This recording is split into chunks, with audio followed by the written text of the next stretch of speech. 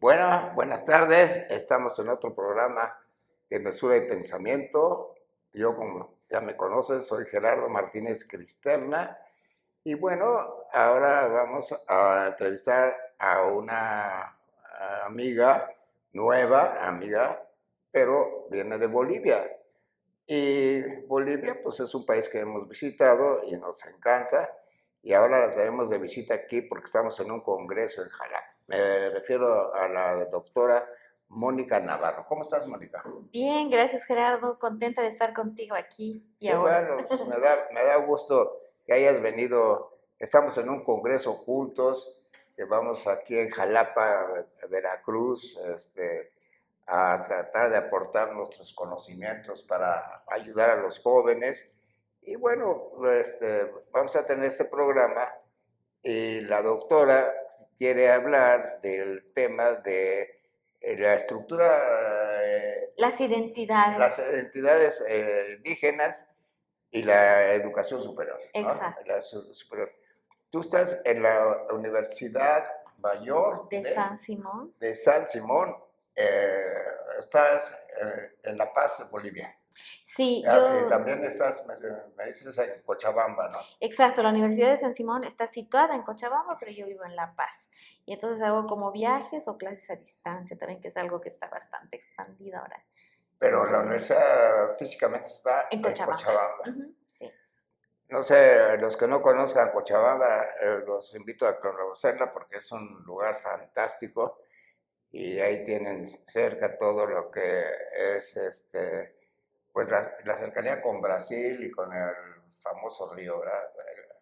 Sí, sí, bueno, Cochabamba está al medio del país y está, o sea, tiene el contacto tanto con Brasil como con Chile, o sea, está Sí. justo al medio de todo el país. Y en cuanto a altura y temperatura y la geografía, todo es medio, ¿no? Es valle, temperatura templada, no es muy alto, no es muy bajo, así que Yo me acuerdo que hacía es mucho ideal. calor, ¿no? Sí, sí, tiene más al calor. Es mucho La calor. Paz es frío, sí. A mí me encantó, fui a una actividad que no tiene nada que ver con la filosofía. Fui a ver a un hijo mío que ganó un torneo ahí en Cochabamba de tenis y la verdad pues me impresionó mucho porque, pero últimamente estuve dando conferencias en La Paz y también pues, fue muy agradable. Tuve la suerte de estar en el teleférico, que en México hay Sí. muchos teleféricos, pero el de La Paz me impresionó porque ves No, es como toda estar la en una ciudad. película. A Es mí me una película, encanta. o sea, me agradó muchísimo, Es, fíjate. Aquí en México hay, en la Ciudad de México hay muchos teleféricos y son padrísimos, ¿verdad? Pero este de La Paz a mí me sí. impresionó, ¿verdad? Sí, sí, La porque verdad. no solo porque es paisajístico y turístico, sino que resuelve mucho un tema terrible que es el tráfico vehicular en La Paz, Sí, el pero sabes que la tránsito. ciudad, como la ciudad está en una montaña, Sí, entonces ves abajo toda la ciudad. sí. Entonces es un impresionante, porque hace cuenta que vas en un avión, Total, estás volando ahí totalmente, en la ciudad. entonces, bueno. Es- Bueno, vamos a hablar de las identidades indígenas. A mí siempre me ha preocupado, Mónica, porque mira, yo siempre he considerado que hay hay muchas ganas de que se conserven las identidades indígenas. Ujú. Pero a mí lo que me sorprende es que no nos damos cuenta que el entorno, las circunstancias los avasallan. O sea, Mm, o sea es mucho, pues llamámosle progreso o las diferencias de ya la evolución humana, que realmente avasallan mucho a los indígenas. Entonces, conservar las costumbres indígenas, pues es casi, una labor casi imposible. O sea, yeah. sí las tratan de hacer, pero se complica mucho la vida porque necesitan trabajar, necesitan hacer cosas, entonces emigran mucho. La religión los ha cambiado, o sea, ellos no pueden conservar sus tradiciones religiosas, porque son tan antiguas que realmente pues lo que han cambiado es a las religiones, al catolicismo o a las religiones cristianas. Entonces, yo veo muy difícil que realmente pueda conservarse, le podemos llamar la riqueza de esas culturas, pero es como si quisiéramos conservar a los aztecas. Es complicadísimo, no sé, yo no lo veo. ¿Tú cómo lo ves? O sea, ¿por qué tanto deseo de conservar las identidades?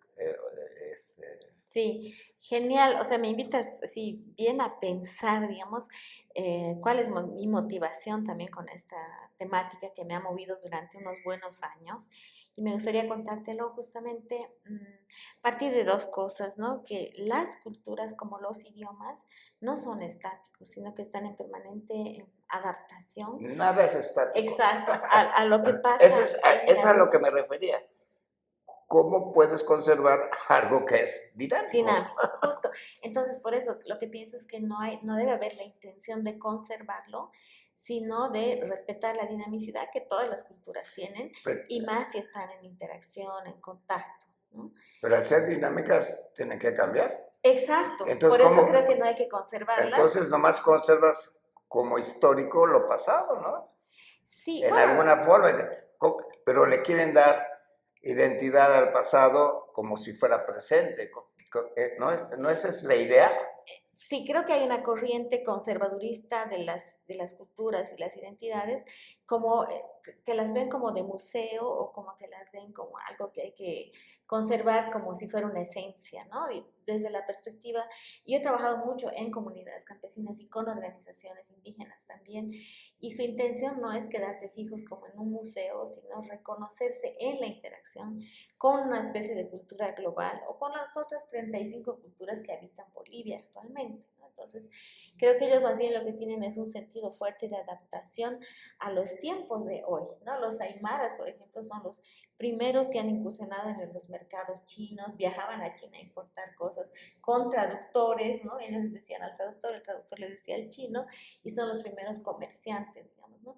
Y entonces, por ejemplo, la gente aymara ha dinamizado tanto lo que sería la esencia del ser aymara, no a decir tienes que usar poncho, tienes que tener tu cara de bronce, tocar la zampolla en el cerro, sino tienes que ser alguien que conserve estos valores, estas relaciones con la familia ampliada, la reciprocidad, la fiesta, muchas cosas que son cosas modernas y que ellos les consideran aymaras.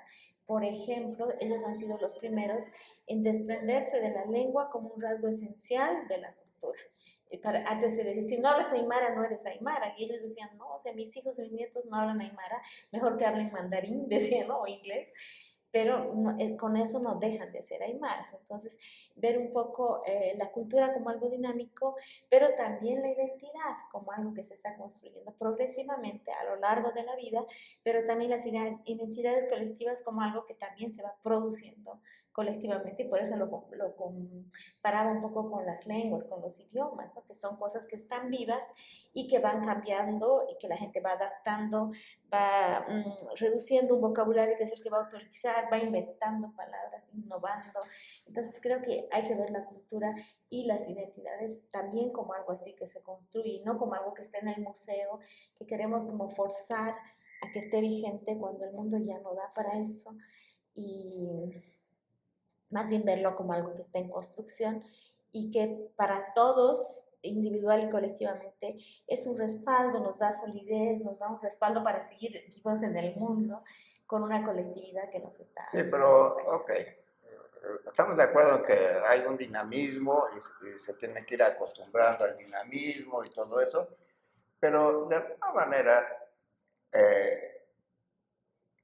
sobre todo la gente conservadora, quisiera guardar esa identidad que tú estás diciendo. Entonces, al quererla guardar, empieza el choque de generaciones, o sea, porque los que son muy conservadores, pues quieren, por ejemplo, hablas de valores, o sea, imagínate los valores ancestrales que ellos siguen y de repente pues, se encuentran con los valores del comercio de la política y todo eso, pues eso es un choque de trenes, o sea, para mí, para mí conservar esos valores, pues es pedirles demasiado, ¿no?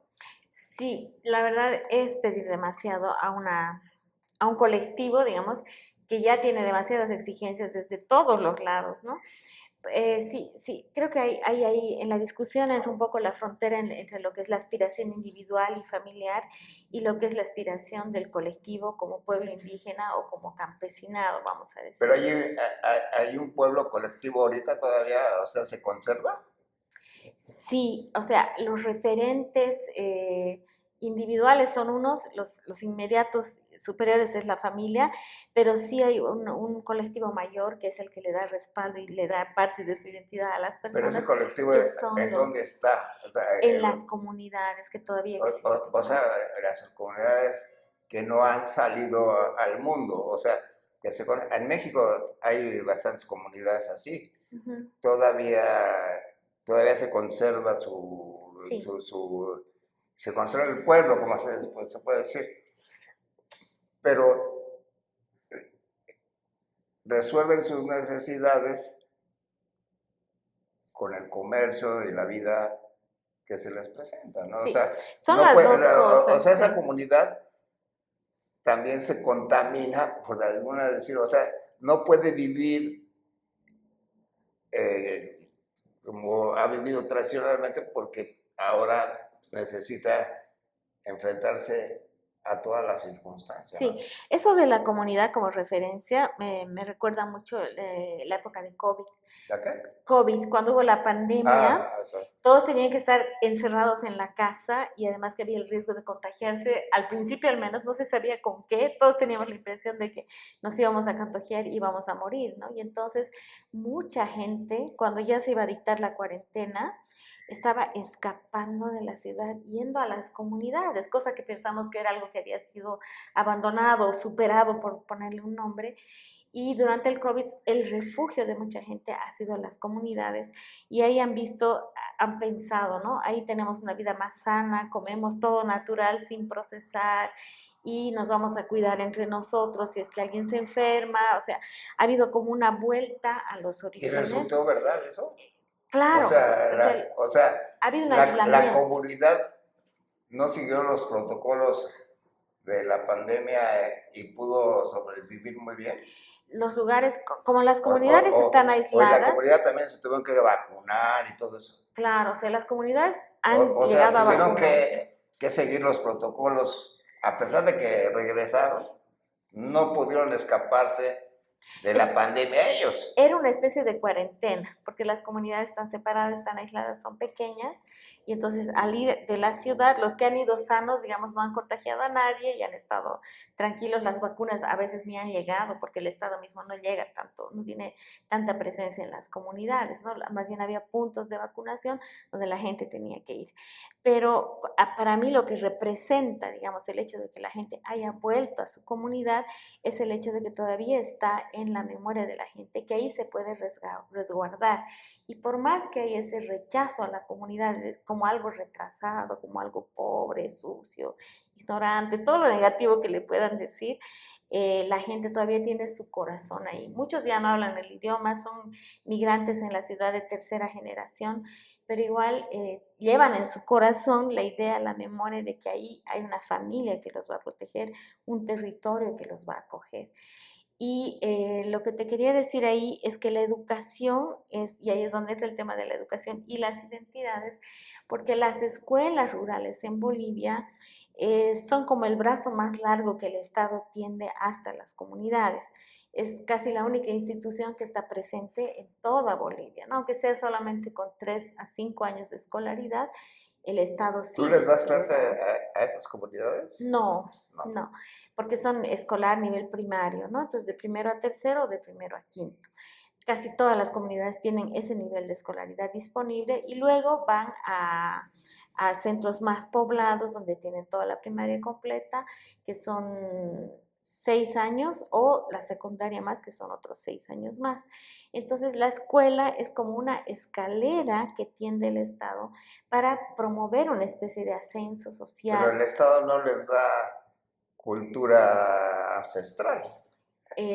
No, en O sea, realidad les da cultura moderna. globalizada, digamos, pero el O sea, currículum ahí la contamina de alguna es que no hay manera, ¿no? ¿Eh? contaminación, no hay contaminación, porque en realidad las comunidades están vinculadas con las ciudades. Las comunidades son interculturales de facto, porque su vida no se puede sostener sin la comida de la ciudad, sin la Es a lo que música. te decía, están contaminadas, es dificilísima conservar la No, no se puede. identidad, o sea, como algo que existe, o sea, sino como decíamos, es dinámica la Exacto. identidad. Entonces, ya cambia mucho la visión indígena, o sea, pues ya no es tan indígena. No es estático, es como los Por eso, idiomas, se pero, mezclan pero todo el yo he tiempo. visto, perdona que te interrumpa, pero yo te he visto que hay muchos seguidores que dicen, no, hay que regresar a darles su condición de identidad original.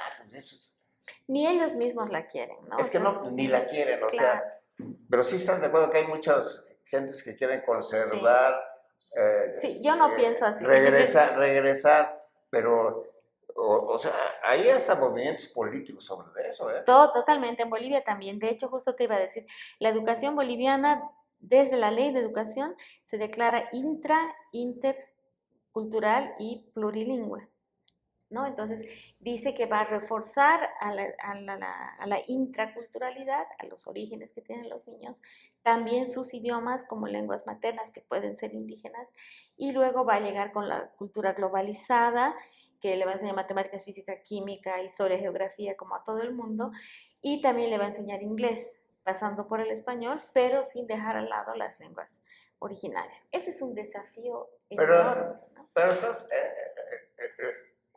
estás poniendo, si es difícil que aprendan el inglés todavía, que hay tantas facilidades para aprenderlo, imagínate tener español, inglés y además su propio idioma, pues es pedirles demasiado. Es O sea, demasiado. yo digo, ¿de qué se trata? O sea, de- debería haber solamente un idioma.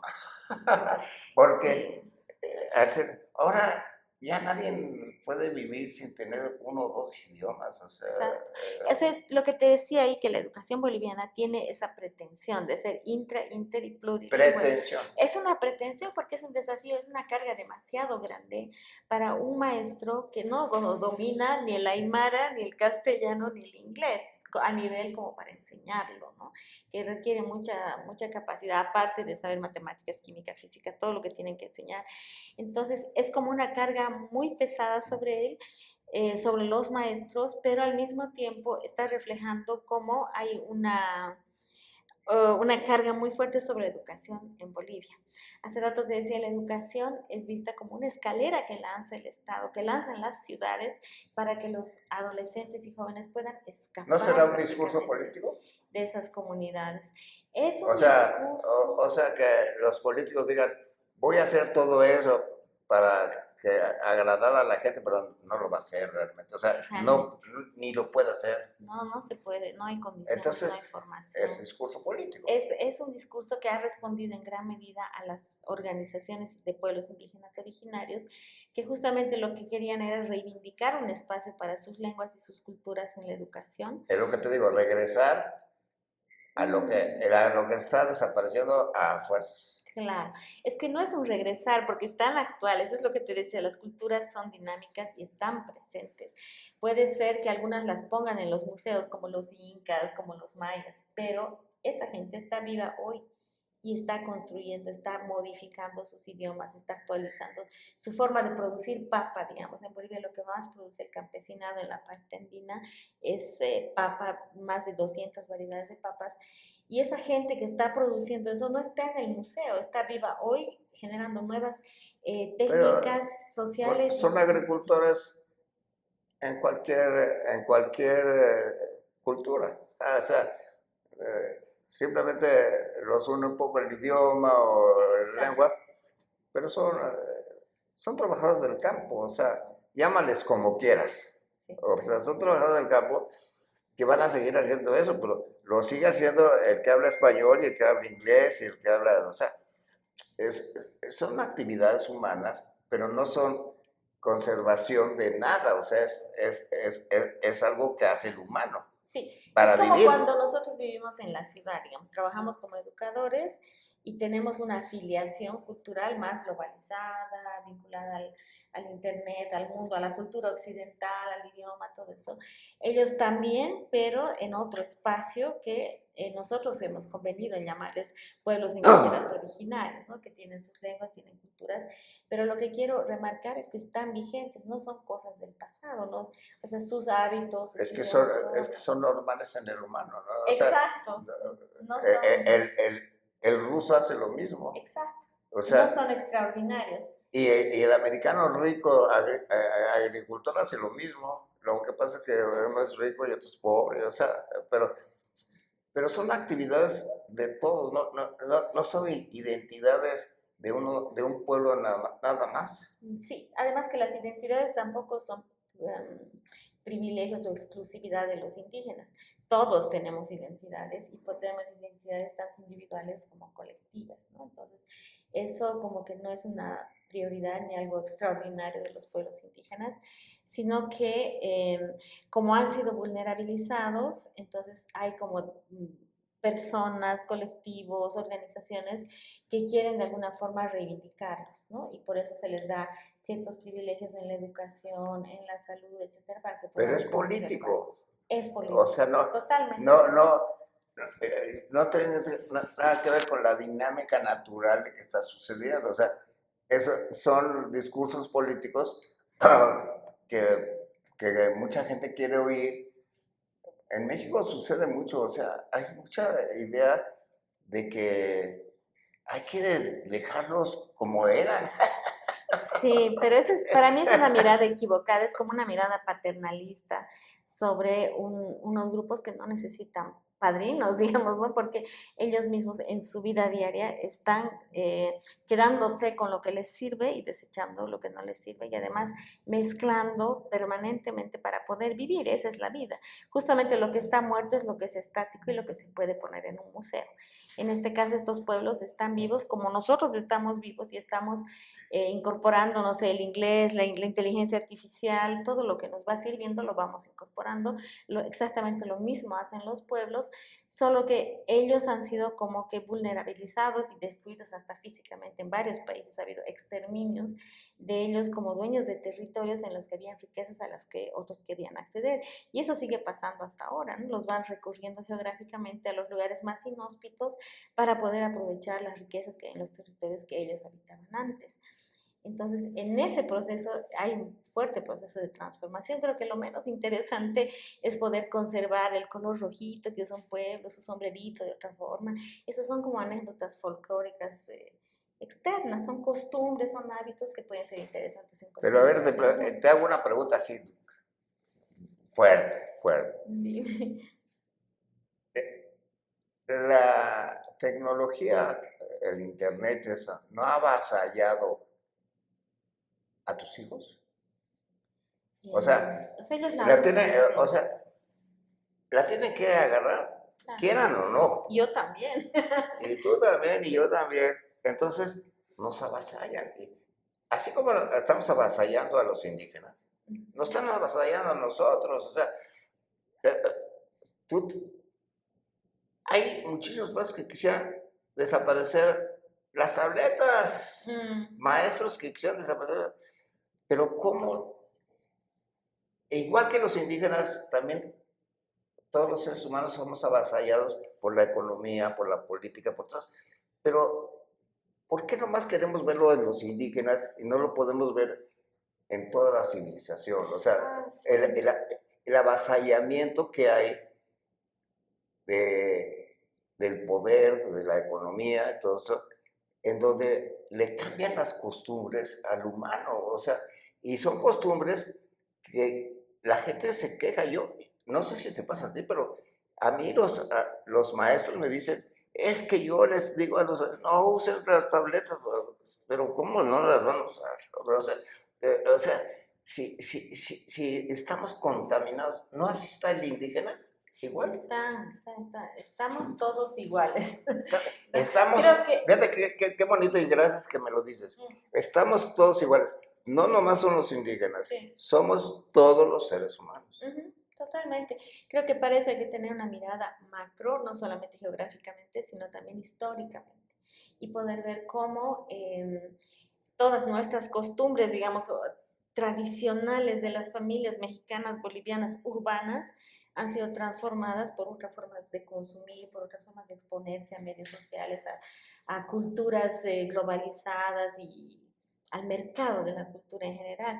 Pero a mí particularmente me ha interesado y todavía me interesa estudiar, trabajar con los pueblos, con los que denominamos pueblos indígenas originarios, no vistos como algo antiguo de museo, sino como en la evolución de su vida son también actuales, ¿no? Y pero tu trabajo es que ellos comprendan la evolución o regresar. Dices que no quieres regresar al museo. Entonces, me imagino que les estás enseñando a que se adapten. Es poder identificar la actualidad y yo le llamo la eficacia de sus conocimientos, en el sentido de que... Pero sus conocimientos son de la realidad, o sea, y su realidad es transformación total. Sí, pero hay una relación con la naturaleza, por ejemplo, que está respaldada con temas culturales como el respeto, digamos, a la tierra, al agua, al sol, a los cuidadores del bosque, etcétera, que son como imágenes o personajes ilustrados por sus culturas, pero que en el fondo lo que están buscando es una conservación de la materia viva orgánica que hay en el suelo para poder producir bien. Entonces, la anécdota cultural, puedes explotar, el dueño del bosque se molesta, tienes que pedir permiso. Pero detrás de eso lo que es un mensaje ecológico de conservar el bosque y no destruirlo porque luego no van a tener de qué comer las próximas generaciones, ni las ciudades, porque por lo menos en Bolivia los productores campesinos producen todo lo que las ciudades van a comer a un precio regalado, ¿no? Entonces, lo que a mí me interesa es poder encontrar o ver en la práctica lo que Boaventura de Sousa llamaba la ecología de saberes, en el sentido de que hay un saber necesario para que un avión vuele bien y no se estrelle, y hay otro saber necesario para que la papa se produzca con buenos nutrientes y llegue a las ciudades a un precio razonable.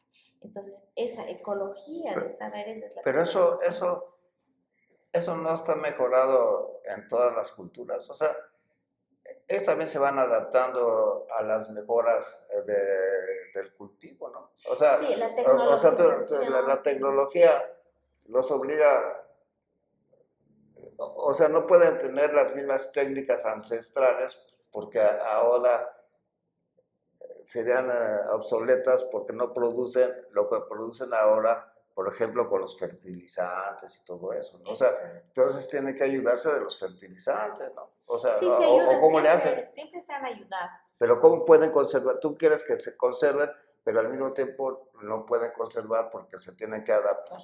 Sí, o sea, lo que en ese nivel, digamos, yo pienso es que tiene que haber un equilibrio en el trato a la naturaleza también, justamente para lograr una sostenibilidad de la vida en ese lugar y en las ciudades también, porque si ellos van a solamente utilizar, digamos, agroquímicos o van a explotar la tierra un año tras otro año, lo que es un cansancio en la propia tierra y también una explotación de la naturaleza a un extremo que no es sostenible.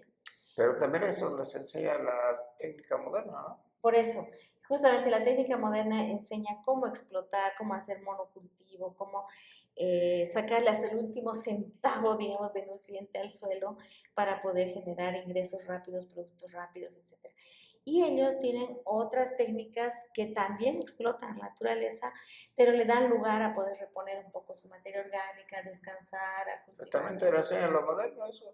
¿Cómo? También te lo enseña lo moderno eso. Sí, pero es más, tiende más al monocultivo y a la concentración del cultivo en un lugar.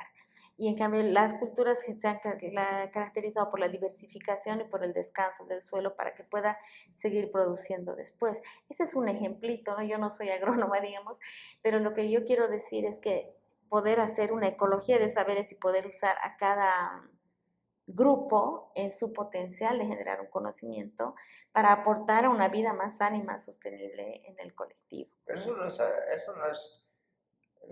no es más que una evolución histórica. Eso ya se hace, lo hacen por los nuevos, ellos mismos adquieren nuevos conocimientos. Claro. O sea, no se quedaron como hace 5 siglos, sino no. ya evolucionaron. Entonces, yo creo que eso es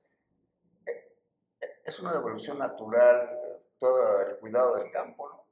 Hay una evolución, pero también hay como algunas cosas que ellos conservan o se traen de antes, pero modernizan. Esa es la cosa. Es lo que la van adaptando, la van adecuando a la actualidad, pero conservando algunos principios. Por ejemplo, ellos se dan cuenta bien que cuando hacen la sobreexplotación del suelo, luego hay un cansancio en la tierra y a la calidad nutriente de sus alimentos no es la misma. Pero eso te digo, eso lo hace ya toda la humanidad, o sea, modernamente se deja descansar la tierra, ¿no? O sea... no tanto, la tendencia es más a explotar y bueno, con químicos. Pero ¿qué sucede cuando la explotas mucho? Pues te la acabas, o sea... Eso, es por eso que hablar de sostenibilidad. Pero esa es decisión comercial. Sí. Eso no tiene nada que ver con las tradiciones. No. Eso son decisiones tontas del agricultor que no sabe cuidar a su tierra. Exacto. Entonces hay como una lógica comercial. Pero la sabe cuidar el campesino ancestral y la sabe cuidar el campesino moderno.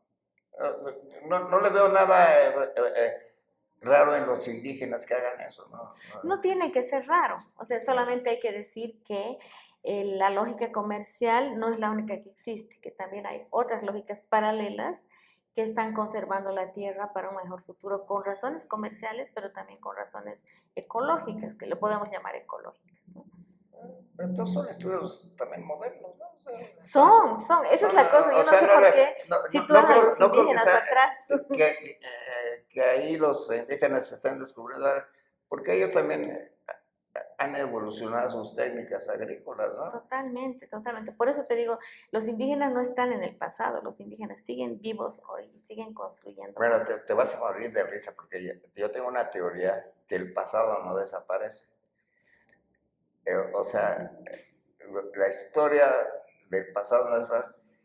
Si tú estudias filosofía, por ejemplo, en el caso que yo hago filosofía, ayer te estaba platicando de que las costumbres por ejemplo, de la agricultura, de la economía, son evoluciones de todo el pasado, o sea, van unidas a lo que empezaron los indígenas o los humanos hace 13,000 o 15,000 años. Siguen, lo que pasa es que van evolucionando, como tú estás diciendo de los campesinos. O sea, entonces, a lo que yo me quiero referir es que ya me dices la razón y tú tienes la misma idea, que no puedes tener como museo lo que pretenden de guardar la autenticidad no hay manera. No hay manera. Eso es incluso en eso ya estamos de acuerdísimos. Sí, es de acuerdísimo sí. Que no hay manera de evitarlo, entonces tienes que enfrentarte pues, a las nuevas circunstancias. Claro, y de hecho lo están haciendo también, o sea, los pueblos indígenas no están paralizados en un museo ellos mismos, sino que están viviendo el día a día, y por eso te decía, los aymaras, en el caso de Bolivia también los uruchipayas, por ejemplo, es un pueblo que vivía alrededor del lago Popo, en el departamento de Oruro, en pleno altiplano, y vivían de la pesca. Entonces, con el calentamiento global, esa laguna se ha secado y no había pesca. Entonces, ellos son los primeros que tienen unos trajes originarios, todo lo que quieras, que son como anécdotas en realidad, no es que sus trajes son como anecdóticos, no es que es su esencia, ¿no? Entonces, ellos se quitan esos trajes y se van a Chile a la cosecha y vuelven incluso hablando con acento chileno. pero eso no les quita el hecho de que ellos se consideran uruchipayas y que tienen todo un idioma propio y una colectividad sustentada en ciertos valores que sus abuelos les daban, etcétera. Pero son los primeros en ir a la cosecha, les gusta Chile, les gusta la playa, van y vuelven de Chile todo, cada año por 3 meses.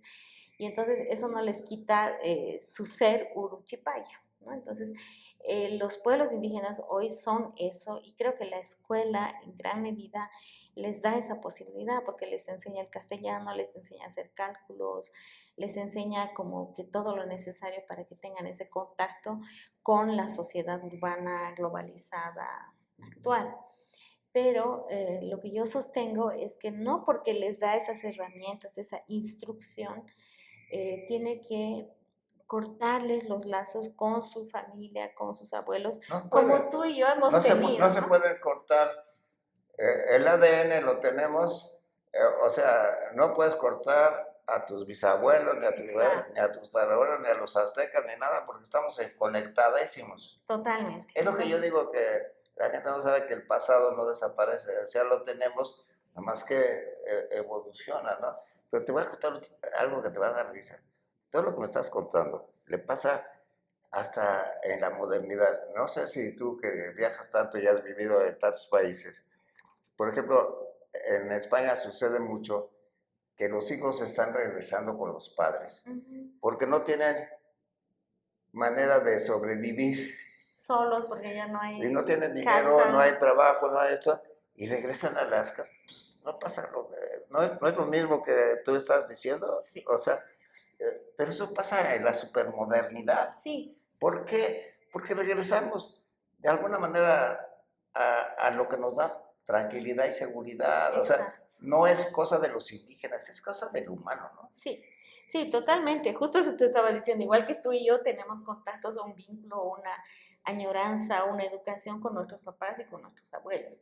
El problema de los indígenas, vamos a llamarles más rurales que indígenas, porque a mí realmente la etiqueta del indígena como que tiene una carga muy negativa, como si fuera algo antiguo, no moderno, retrógrado, etcétera. Y a mí lo que me interesa decir es que esas personas cuando van migrando a las ciudades, van migrando sobre la negación de sus papás, como con vergüenza de sus papás, al extremo que sus propios papás les dicen, tú tienes que estudiar para ser alguien, como si no estudiar significara no ser nadie, ¿no? Y también les dicen, tú tienes que estudiar para no ser como yo. ¿Por qué? Porque yo quiero, no te puedo heredar una casa, no te puedo heredar un auto, pero quiero heredarte la posibilidad de ser diferente a mí, de no ser, como le dicen, apocado, ¿Y ninguneado, no pasa también con los maltratado. ricos? Pasa, por eso O sea, es una experiencia que muchas o sea, personas viven, ¿no? no es nada, esto es muy normal. O sea, por ejemplo, ¿cómo categorizarías a los españoles que regresan con sus padres? Puedes tacharlos de flojos, Sí, o sea, porque regresan a lo que les cuida, a los que los a seguir protege, a dependiendo. lo que los protege para ser dependientes, pues eso es peor todavía, ¿no? O puede Sí, ser debe peor, ser, o sí, sea, debe no ser. regresar a los pueblos originarios no sea también algo malo, o sea, porque los papás quieren lo contrario, tú estás diciendo, quieren que estudies, que avances. Pero eso es como algo ficticio, porque el hecho de estudiar en realidad no te garantiza un mejor futuro. Es más, migrar de una comunidad a la periferia de una ciudad, a vivir en condiciones salubres pésimas, sin seguridad, sin servicios básicos, sin empleo, es pues una vida totalmente precarizada en relación a lo que sus papás tenían antes, si bien trabajando la tierra con animales, todo lo que quieras, pero era una vida más socorrida y más digna que la vida de un migrante que no habla bien el idioma, que no tiene un oficio reconocido, que no tiene ingresos suficientes, que no tiene agua, salud mínima garantizada, etcétera. Entonces, hay como la idea de que por medio de la educación vas a evolucionar, digamos, o vas a ascender social y económicamente, pero en realidad la escuela ni la universidad no garantizan ese bienestar que se les vende para que vengan a la ciudad a ser consumidores en realidad o a ser trabajadores, mano de obra barata, ¿no? Entonces, a mí me preocupa un poco esa farsa que tienen para poder venir a la ciudad por medio de la educación, que en realidad no les resulta, ¿no? O sea, no llega a ser lo que se les ha No sé, ofrecido. me voy a meter en un camino que es tuyo, la educación. Fíjate que para desgracia humana, la educación está concentrada en la especialización. Entonces, ¿qué hacen los gobiernos normales? Es hacer una especialización de los trabajos sencillos, o sea, les da una educación para sobrevivir, nada más, no para crecer como dicen los papás, o sea, crecen de sus comunidades, pero no crecen porque la sociedad también los avasalla, o sea, hay mucha gente que entra a estudiar, no sé, tú que has vivido en Europa, yo me acuerdo mucho de Francia, de que un doctor era chofer, o sea, porque o sea, no te da la escuela, no te dan la receta de cómo hacer dinero, o sea, te dicen, bueno, te ayudo a que entiendas algo, Estás pero instruido. ya va a ser tú cómo te muevas en el mundo para lograrlo.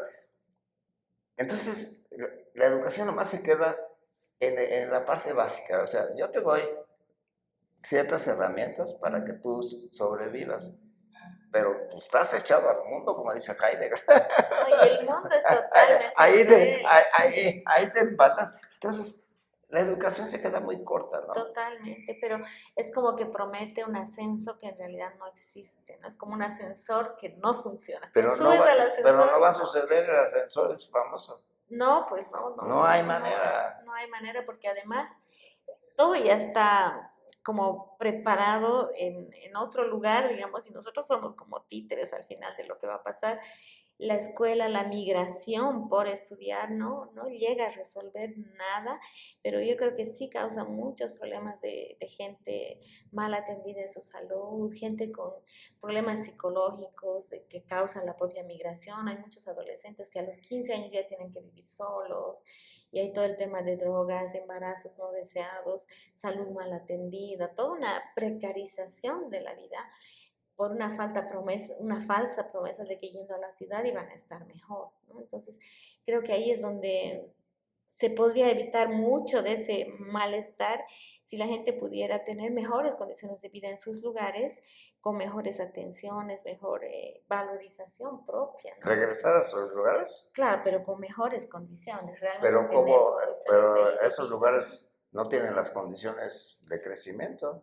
Pero en la ciudad tampoco. ¿Eh? En la ciudad tampoco. Pero es porque la educación no está preparada para enseñar eso. O Claro, sea, ni el mercado para absorber tantos ¿por qué? profesionales, por Porque ejemplo. no salimos, como te decía ayer, no salimos de que el control de las cosas lo tiene, por ejemplo, el dinero, el poder. Entonces, pues hace que la gente, fíjate, por ejemplo, en el caso mío, pues yo nací en una clase media, pero me supe colar, pero eso es una habilidad que te va sucediendo de acuerdo a tus vivencias, o sea, me imagino que, imagínate un campesino boliviano en el cual se enfrenta y va a hacer trabajos domésticos, pues se enfrenta que a la casa que va lo avasalla, o sea, no lo deja subir de ahí y lo mantiene toda su vida en ese estatus, o sea, pero no le da chance de subir.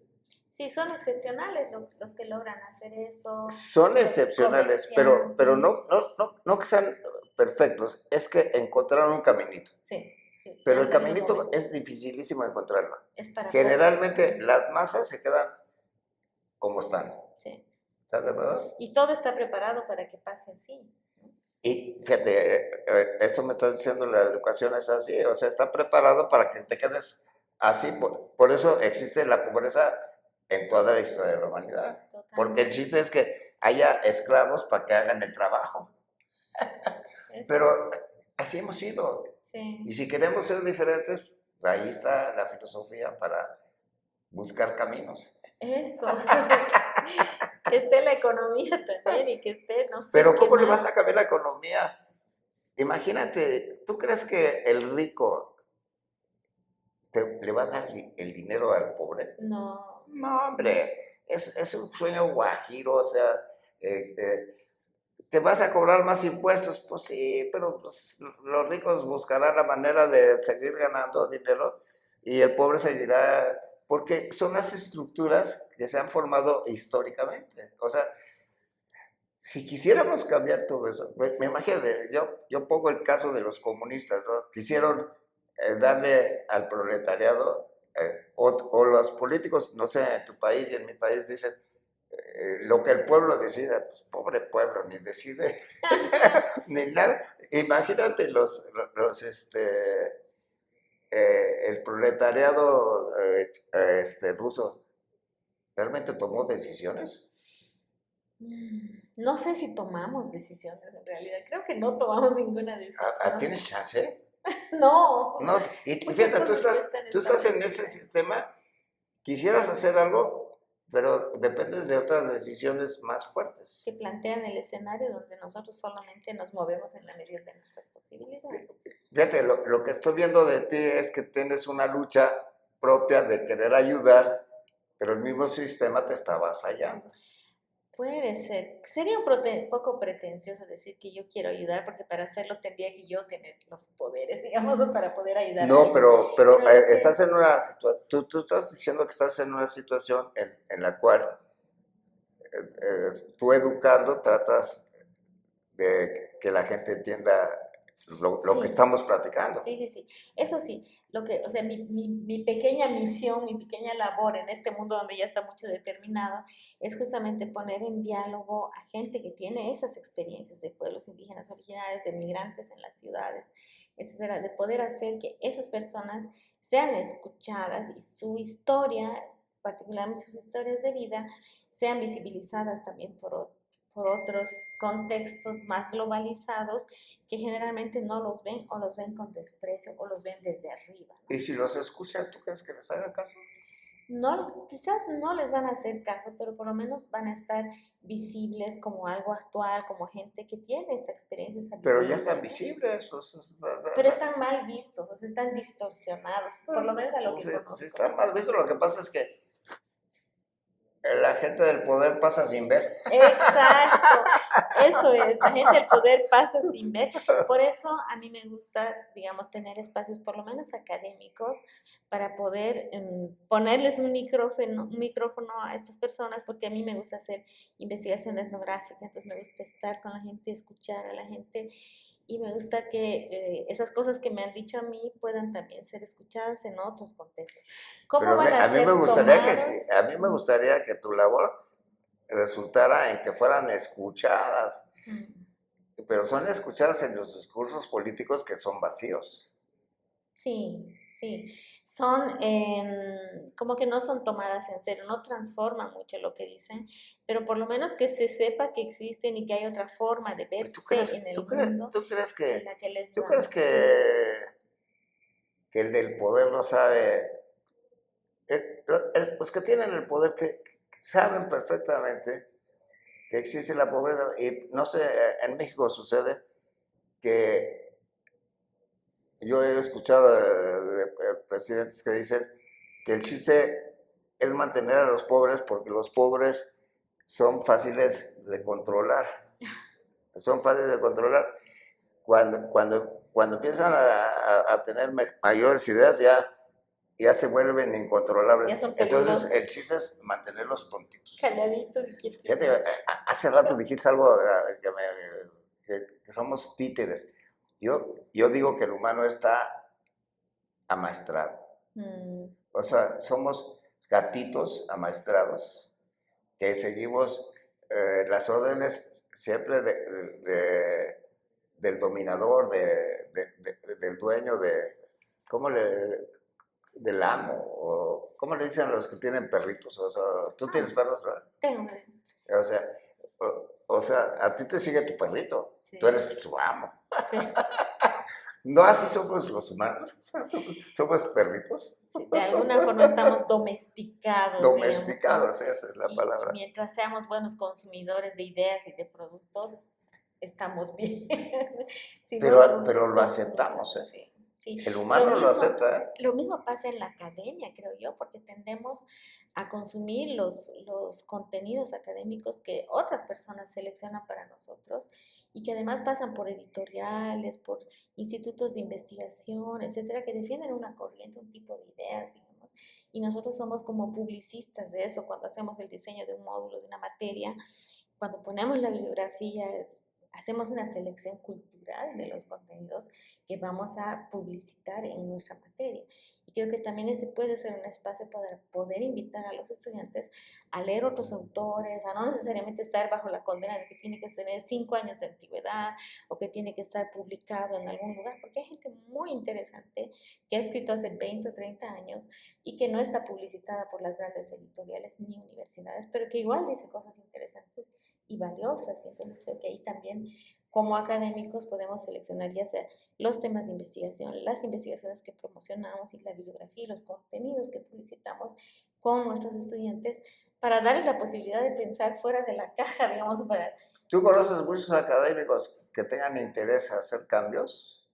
No, porque todos están acomodados, están O sea, como, estar en el área confortable claro, lo fácil. de decir, yo estoy pensando en los pobres, pero no hacen nada por los pobres. También, también, hay A mí muchos. me da tristeza porque se gasta mucho en educación en el mundo, pero realmente la educación no nos avanza. Yo, otra de las cosas que afirmo, que somos un colectivo, el humano es un colectivo muy ignorante, porque y hay conocimientos muy interesantes, por ejemplo, tú has estudiado mucho, tienes muchos conocimientos, que si te dieran chance de aplicarlos, podría ser bueno, pero no te dan chance de aplicar tantos conocimientos que tú tienes. ¿No te pasa? Sí, totalmente, pero trato de encontrar espacios para ir. Por eso, pero debería ser al revés, o sea, deberíamos darle oportunidad a los que estudian, a los que saben, y que a los que quieren cambiar las cosas para cambiarlas. Pero yo no me quiero ver como trágico, porque la vida humana también es muy divertida. A pesar de que seamos somos animalitos divertidos. Sí, porque tal vez, ay, qué tragedia humana. No, pues el humano también se divierte mucho Claro. y se la pasa muy bien. Los indígenas se la pasan muy bien, hacen sus fiestas, en todos lados los ricos hacen fiestas. O sea, el humano no se la pasa tan mal en el mundo, pero podríamos pasarla mucho mejor todos, ¿no? Si hubiera algo que se propusiera mejor. Yo creo que hay gente como tú que puede ser el balance, pero que sean escuchadas, que seas escuchada. Por eso estoy aquí contigo. No tanto el indígena. Tú que ya has avanzado en conocimientos y los puedes dar. Sí, creo que hay que buscar justamente esos espacios. Como hace rato decíamos, como que todo ya está preparado, el escenario ya está preparado, nosotros solo vamos a ir a actuar.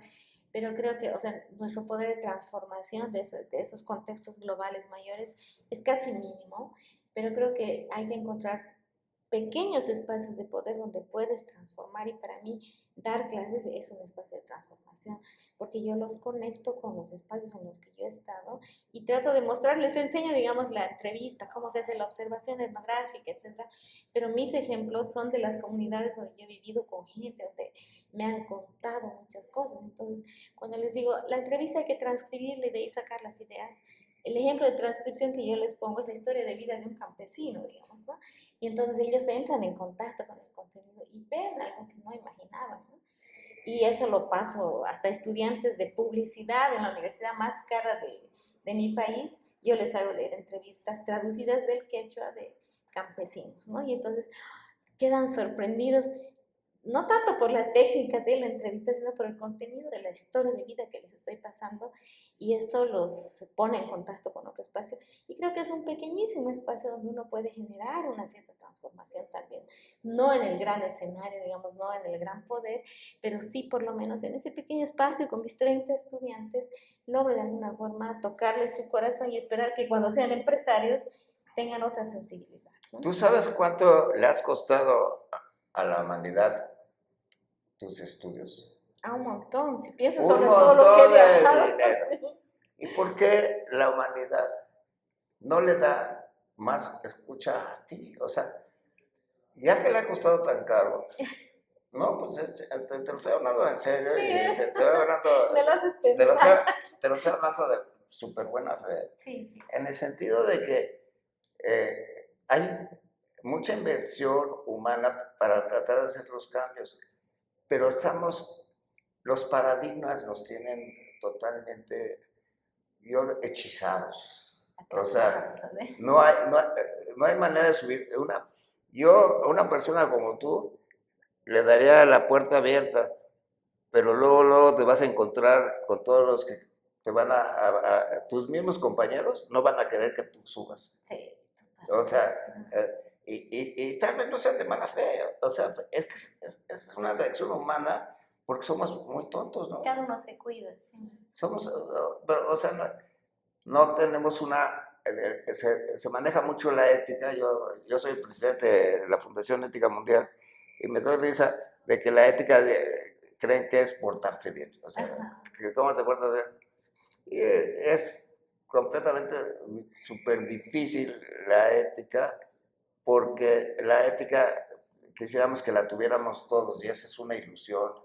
Es una ilusión totalmente idealizada, porque tú que eres católica, ese concepto yo lo manejo mucho, ámense unos a los otros, ¿existe? O sea, es como un mandato que si se cumpliera no estaríamos como estamos. Por eso, es una ilusión. Es, O sea, es un sueño bonito, que eso quisiéramos todos, sí. pero realmente hay posibilidad con todo lo que hemos platicado ahorita de amarnos unos a los otros. O sea, es cuestión de bajar la guardia, creo. Pero ¿quién va a empezar Pero a ¿quién va a bajar? ser el primero? Eso es lo grave. ¿Quién va a empezar a bajar la guardia? Ahí está lo O sea, ¿tú crees? Vete, eso sucede hasta con los perritos domesticados. O sea, si tú pones un plato de comida, entre los perritos se van a pelear por la comida. Sí, aunque ya estén saciados, van a querer siempre, aunque para voltear, ¿no? Para voltear, o sea, todo eso no se ha estudiado en el humano y yo creo que estamos en una época todavía en la infancia del humano. Sí, O sea, que todavía tienen que pasar muchos siglos para darnos cuenta de tantas cosas que nos pasan y que queremos naturales. O sea, vemos a los gobiernos naturales, vemos la educación así correcta, todo, pero estamos en pañales todavía, ¿no? Yo lo manejo mucho con la física. Les digo, a ver, háganme algo matemático como sobre los sentimientos. Dicen, no llegamos a eso, pues no llegan a nada. Bueno, a ver, dime, ¿cómo pueden comprobar matemáticamente cómo es un sentimiento de amor o de pasión o de cada quien? ¿Te parece imposible? Me parece difícil, me parece como reducir a dimensiones cuantitativas cosas que no necesariamente tienen una expresión cuantitativa. Por eso matemáticamente no lo puedes hacer. Sí. Pero si en las ciencias, si no lo compruebas matemáticamente, no existe. Entonces no existen los sentimientos. Sí. Por eso, para mí también tengo mucho énfasis en poder hacer investigación etnográfica y cualitativa. Porque justamente tratamos de rescatar dimensiones que no son cuantificables, pero que existen. Y que la ciencia como que le da un lugar segundo a todo lo que le llaman subjetividad, como diciendo eso no es de categoría. Pero por falta de conocimientos. Sí, pues sí, es o sea, una cerrazón para mental. tener un conocimiento de las cosas que no se ven, es muy complicado porque tienes que tener muchos conocimientos. Yo me dedico al pensamiento humano y el pensamiento humano creen que es una cosa que está en el cerebro y la dan por hecho y no se dan cuenta que es una cosa que no se ve, pero que existe. Claro. Pero todo el mundo dice, no, es que está en una partecita del cerebro. Aquí se sitúa la memoria. Y la memoria está, ¿y cómo le hace? Pero bueno, Moni, no sé, espero que te hayas divertido. Me ha divertido, claro. Te las hayas pasado bien. Sí. Que te des cuenta del trabajo que hacemos nosotros. O sea, nosotros lo que hacemos es, no por ganar nada, ningún puesto, la fundación no tiene intereses económicos, sino para dialogar con gente como tú que sabe. Y yo lo que me llevo es que le pido a los bolivianos que te escuchen. Gracias. Me llevo esa petición al pueblo boliviano que escuche a la gente que ha estudiado tanto y que tiene ganas de hacer algo por la humanidad. Gracias. Muchas gracias, Moni. Muchas gracias. Seguimos en contacto.